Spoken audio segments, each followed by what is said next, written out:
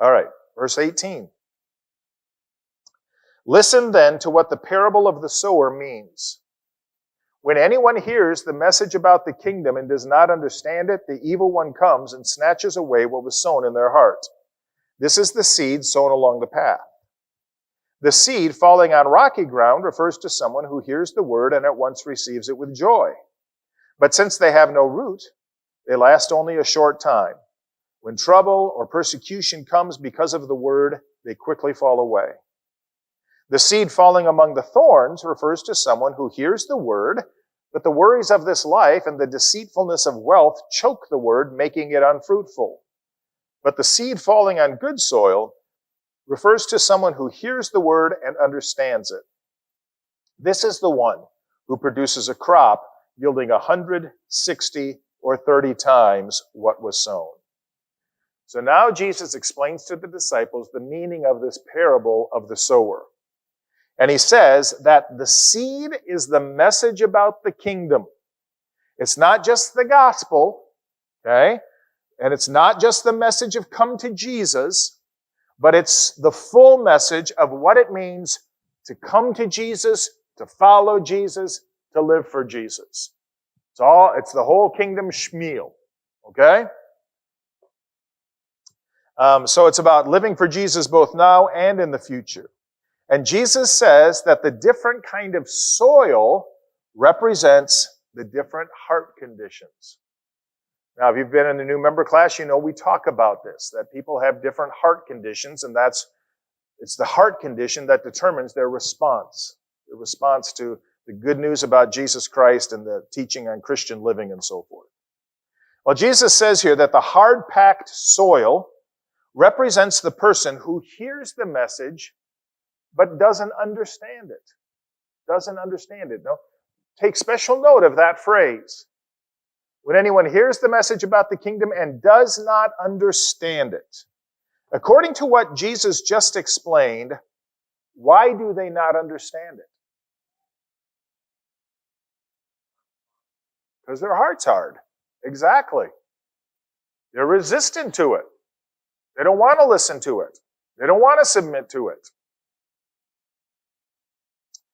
What might be some ways Satan comes and snatches away what was sown?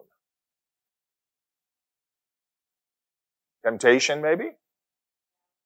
Doubt? Maybe fear, okay? Peer pressure, maybe, yeah. Absolutely, all these things. So in all these things that cause a person to hear it but not be willing to receive it, Satan's behind all that. Satan's working behind the scenes to make sure that they will reject it, that they remain hard-hearted. Okay, now Jesus goes on in this explanation and he says the rocky ground refers to someone who hears the word and he says they quickly receive it with joy. And the idea is that they hear the word and immediately respond to it with great joy. Now, isn't this the way we want it to work? Isn't this why we give an invitation at the end of sermons? Hear the word, respond, be glad. Right? The problem, Jesus says, is that when trouble or persecution comes because of the word, because they have stepped out for Jesus, they have no depth, so they fall away. So what could we do to help minimize this possibility? Mentor them, okay? Pray for them, yeah. Encourage them when you see them. Be a good example. Fellowship, spend time with them. Tell them what's going to happen, yeah.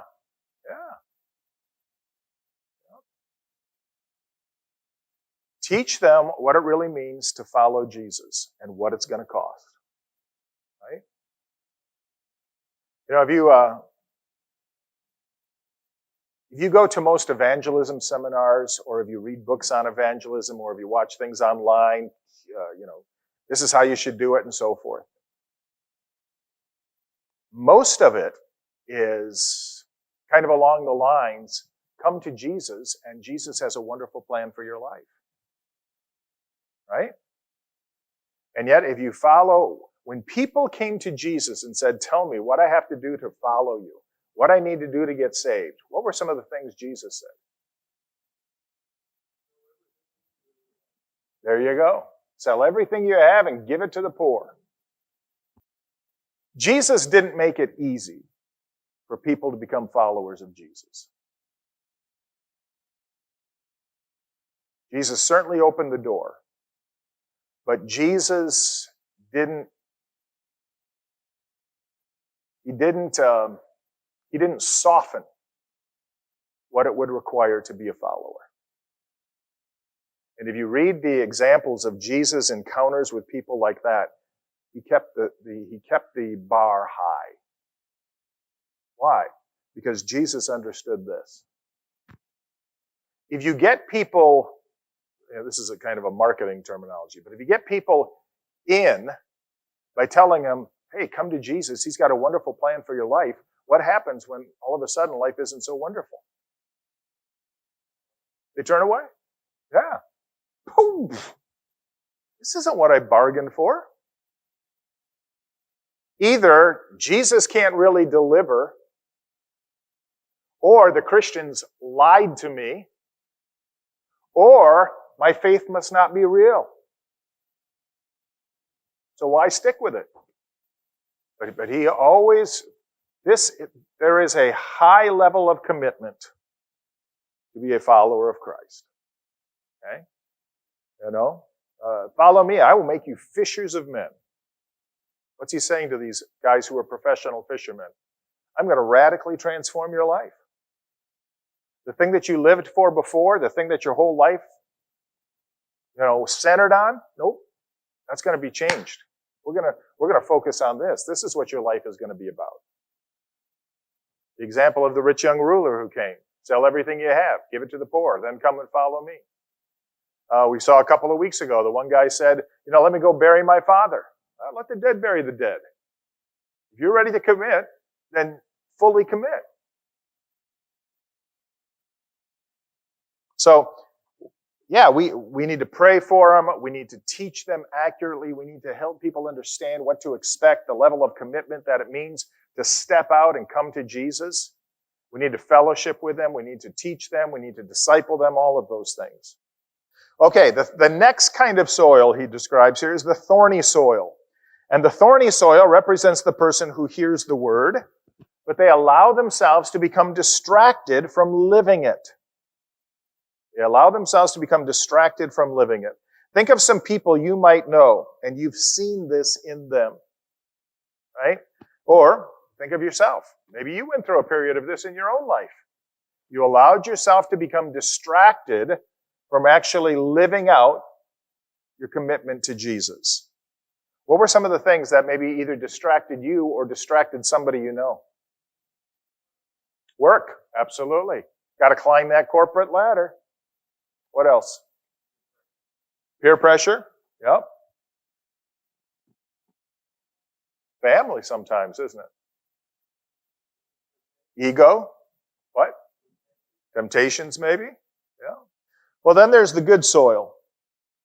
And the good soil is good because, Jesus says, they hear the word and understand it. It doesn't say they hear the word and receive it. That's part of it. But they hear the word and they understand it. And that word means that they process it and apply it. Okay? What are some things you would see as fruit in the person's life who applies and understands and lives out God's word? What's some of the fruit you'd expect to see in them? Right? You can go down the fruit of the Spirit. Love, joy, peace, patience. Expect them to be a more patient person. Kindness. Goodness.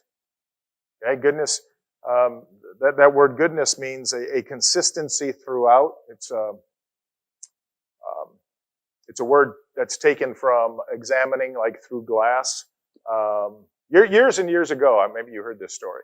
Years and years and years ago, there was a thing that was going around. It was before the internet, so it wasn't a thing on the internet. but of somebody who had gotten a Coke, when they came in glass bottles and they held it up to the light and there was a dead mouse in it. Okay? So pretty much everybody else who'd heard that story, what do you do when you get a bottle of Coke? Yeah, everybody looks it up. Okay, well that's kind of the idea of this word here. It's holding something up to the light to see the quality. Okay?